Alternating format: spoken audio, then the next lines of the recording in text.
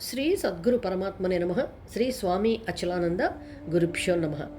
ఇప్పుడు మనం ఏం తెలుసుకున్నామంటే మ్యాటరు అండ్ ఎనర్జీ ఈ రెండే ఉన్నాయి సృష్టిలో. ఇక్కడ మనం డీప్గా అర్థం చేసుకుంటే రెండు కాదు, ఆ రెండు కలిపితే ఒకటే.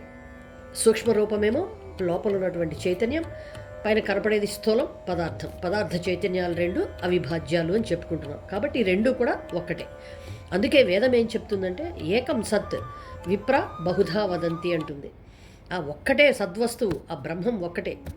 అదే సత్ చిత్ ఆనంద స్వరూపం. అందుకే దీన్ని సద్ఘనము చిద్ఘనము అంటుంటారు. అంటే ఆ సూక్ష్మమే ఈ స్థూల పదార్థం అయింది అని. అంటే ఇప్పుడు ఈ పదార్థ చైతన్యాలు రెండు ఆత్మే అని మనకి పూర్తిగా అర్థం కావాలి. అయితే నిప్పు లేనిదే పొగ వస్తుందా? రాదు కదా. ఆత్మ లేనిదే శక్తి లేదు. ఆత్మే ఆ శక్తి. ఆత్మశక్తి రెండు వేరు కాదు. అంటే ఇప్పుడు పదార్థ చైతన్యాలతో కలిసి ఉన్న నీవెవరు? తత్వమసి, అదే నీవు.